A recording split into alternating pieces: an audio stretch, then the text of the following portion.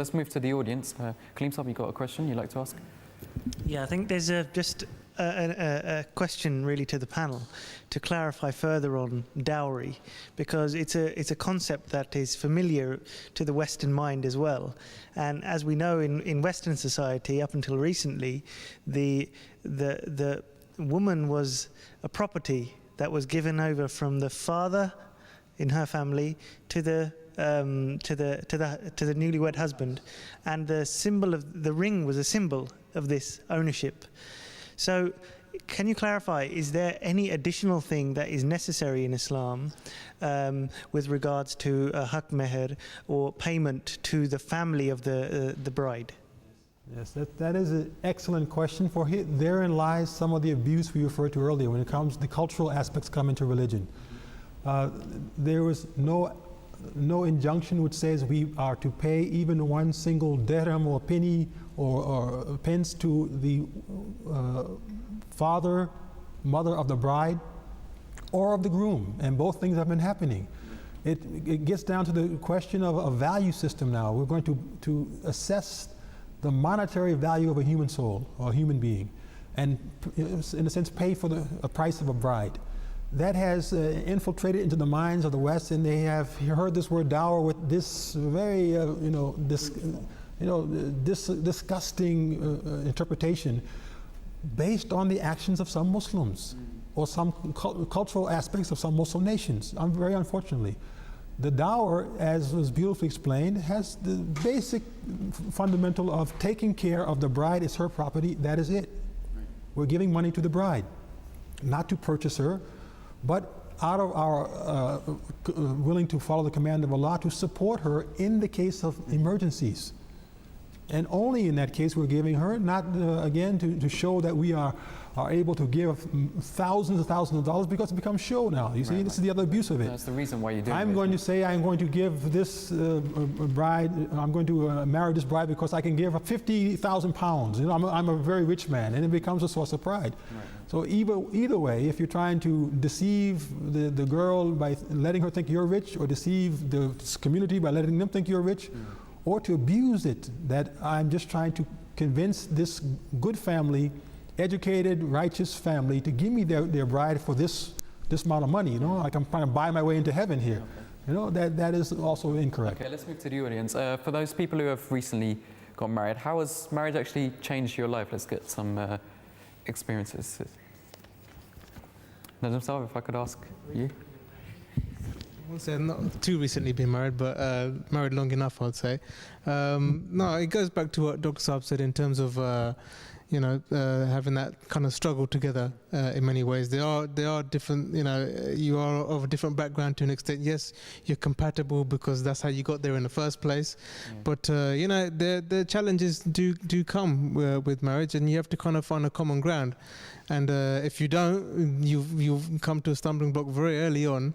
But even later on the line, when you have children, you may have different aspirations for the children, different ideas about various things, their education, their clothing, anything like that as well. So on a personal level, how has it changed you, like, emotionally? I think it's calmed me down as such, and I'm fortunate in many ways.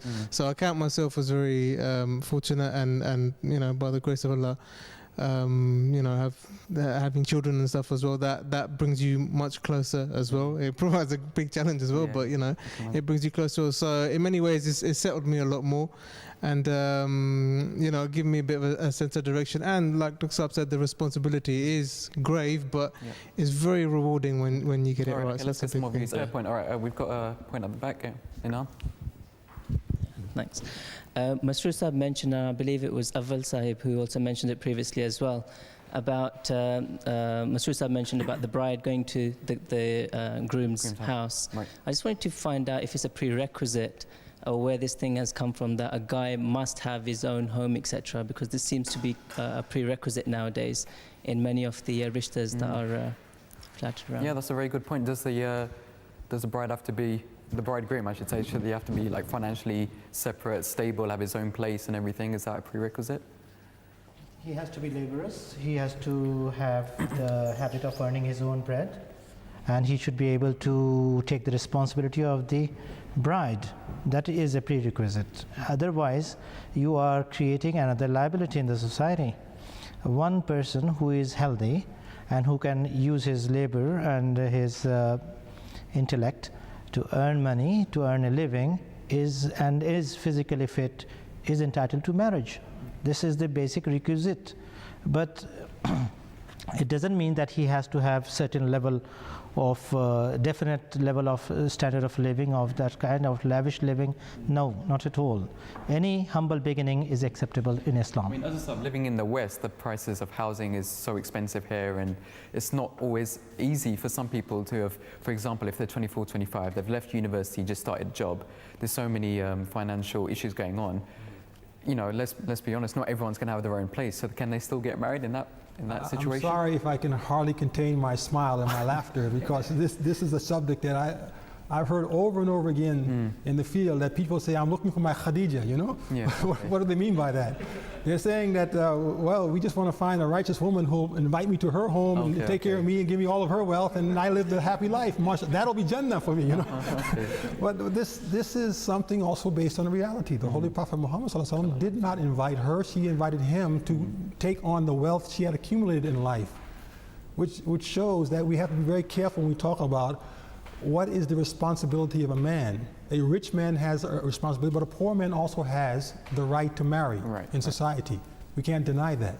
And we can't deny the fact if parents or relations want to assist that poor man to start his life off.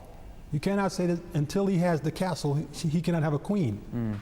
If someone wants to assist him and the parents say, yes, here, take these few rooms in our side home or our basement or whatever, and you start your life off, that is equally a valid way to begin a life. And unfortunately, we have put in our minds this concept that it must be a castle first, or it must be a separate domicile first. It must be something that is special, a huge bank account, before a couple can begin a life.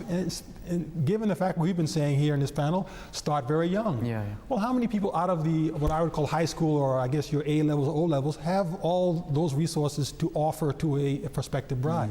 You're limiting right there, in the West particularly, the potential of marriages, unless we open it up and allow people to find creative ways to support the beginning of a marriage. I mean, Dr.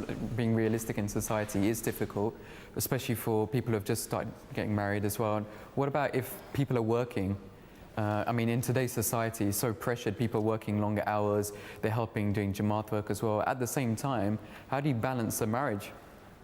That balance it's not easy, it's very difficult, but the balance has to be achieved.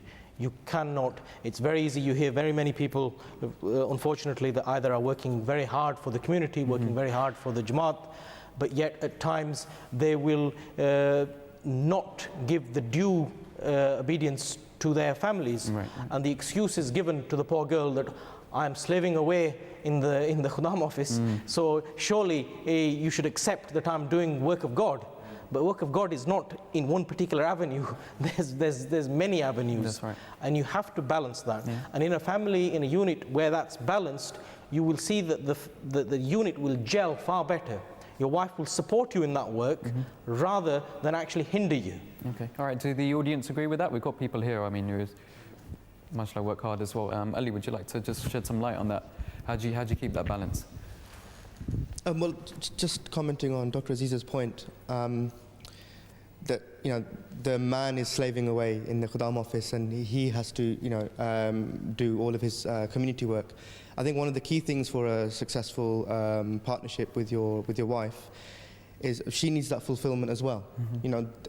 Serving God and serving God's cause can be done in many ways. The man can stay home and look after the children, while the woman also does some community work, and that also enhances the situation, because the woman also has her own life, she has her own fulfillment as well. And I think that's part of the work-life balance, to make sure that the man is out there doing everything he needs to do, but the woman also gets the same opportunity, Yeah, okay, let's get one more view.